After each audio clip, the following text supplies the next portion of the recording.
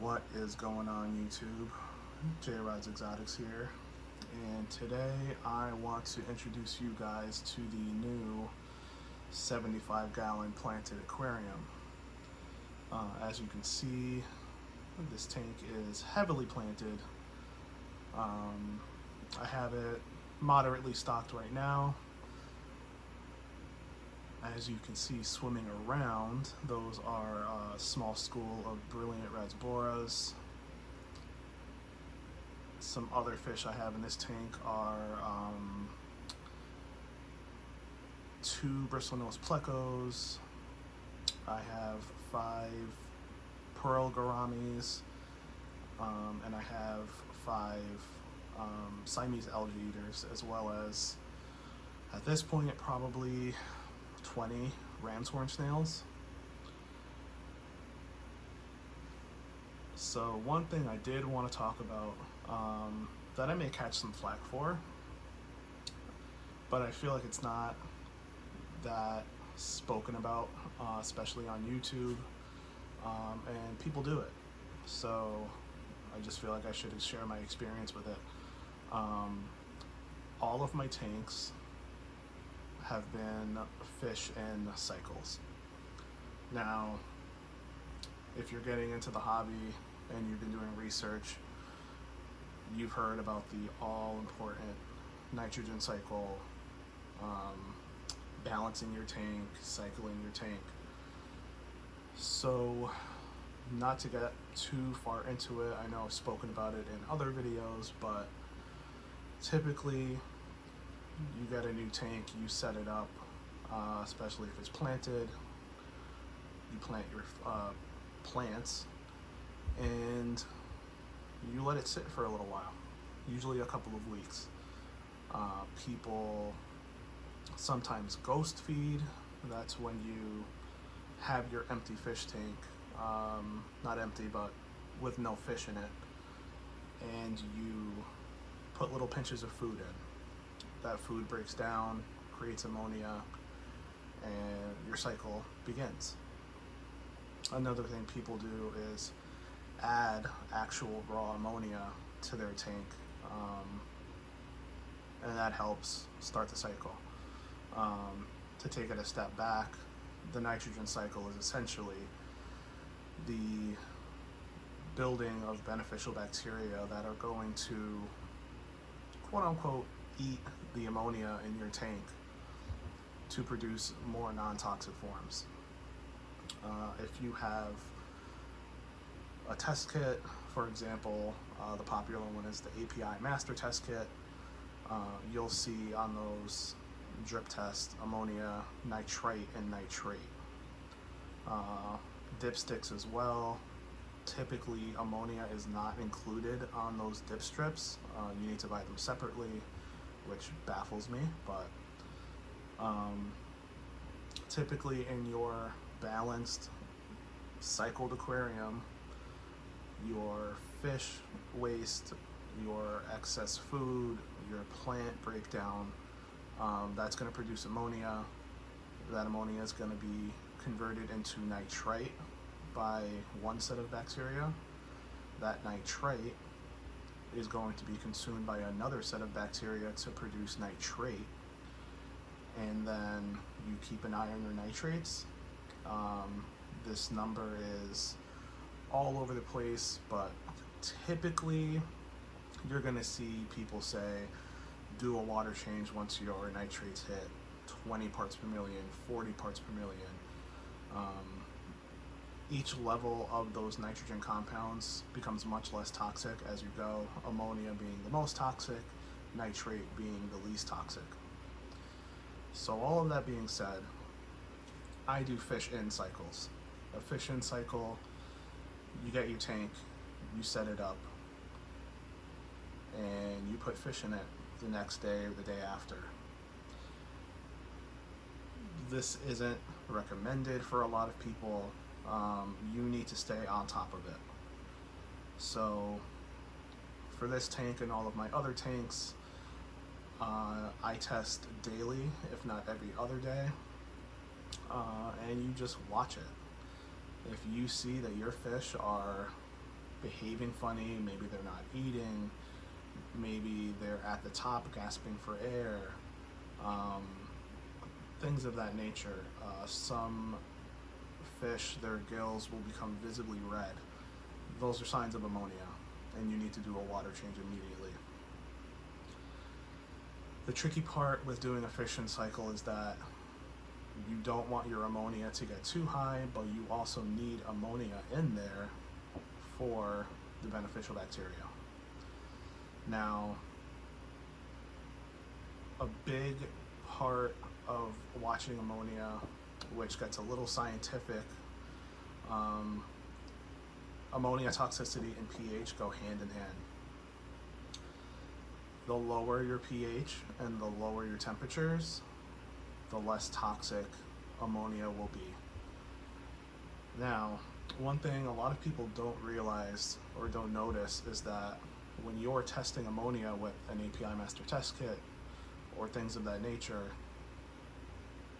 those tests are checking for total ammonia, and that is unionized ammonia, NH3, which is the bad ammonia, we'll call it, but it also tests for NH4 or ammonium, which is not toxic to a degree. There are a lot of online calculators. I will share the one I use in the description, but essentially all you do is enter your pH, your water temperature, the total ammonia reading you got from your test, and there is a spot for salinity if you are running salt water, but essentially you input all of that information and it'll show you excuse me, what your free unionized ammonia levels are. Now, you don't want your unionized ammonia to be higher than 0.02. That's when things can start to happen, especially for sensitive fish. With this tank, that's what I try to keep it under. Yes, the cycle is going to take longer because there is not a lot of ammonia in the tank. However, you can have fish in it. To err on the side of caution, some say it's a waste of money. I say, hey, a lot of people use it, so why not? I do use Seachem Prime and Seachem Stability. Prime is a dechlorinator, which also claims to detoxify ammonia. And Stability is quote unquote beneficial bacteria in a bottle. Does it work? It claims to. It's a hot topic online. You know, some people say it's a complete waste of money. It doesn't do anything. Don't use it. But hey, I used it. My tanks have never had issues. I've never had mass die-offs. So if it's working or not, I'm going to keep doing it because I haven't had an issue. Now, for the first week of this tank, there are instructions on the bottle. I dosed my Stability and Prime according to the bottle. The Stability, for example, you add 1 cap full per 20 gallons the first day, and then 1 cap per 40 gallons for the next week. And then they recommend weekly after that. For Prime, 1 capful is for 50 gallons. I've also read that 1 dose, quote unquote, of Prime will detoxify 1 part per million of ammonia, and Prime is reportedly safe up to 5 times the dose for your tank. This is a 75 gallon with all the decorations, the wood, the plants, the substrate. Maybe I'm looking at 70, 65 gallons. Regardless, you can go a little over. It's not super exact. So what I do when I initially set up the tank, because my tap water is pretty chlorinated, I do a 5 times dose right off the bat, and that's before the fish are in there. And then every day after that, I dose it accordingly, which for this tank, I did 2 caps, which is for 100 gallons. That's about 1.5 times the dose, quote unquote.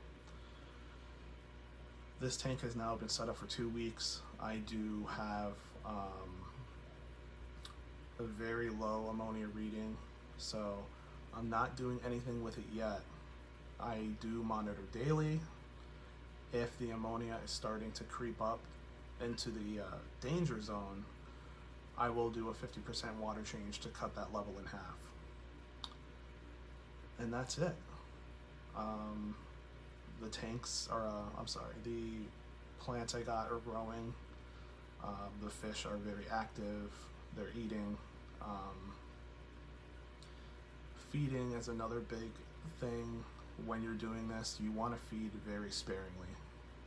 Fish can go a long time without being fed a handful of fish food. This tank has been fed every other day since I got it. And that being said, I do a literal pinch of food. When I first got the fish from the store, I did give them a big feeding. I did a little bit at a time, and I fed them until they became uninterested in the food that was in there, at which time I scooped it out. Going forward from there, like I said, a small pinch every other day, just to give the tank time to establish its beneficial bacteria colony and not be overwhelmed by all the organic material that's in there. This is a brand new setup, brand new filter media, brand new substrate. This is from scratch. So, like I said, I'm gonna give it some time. I'm done stocking it for now. I'm going to give it probably another month before I add anything else. And even when I do add, I'm only going to add about 6 more fish to this tank before it's completely stocked. So let me know if you guys have any other questions. Again, I know this isn't recommended, but it happens, and I feel that since it does happen, people are impatient. There should be a little more information on how to do it correctly if you find yourself in this situation. Don't forget to like and subscribe, and I'll see you guys on the next one.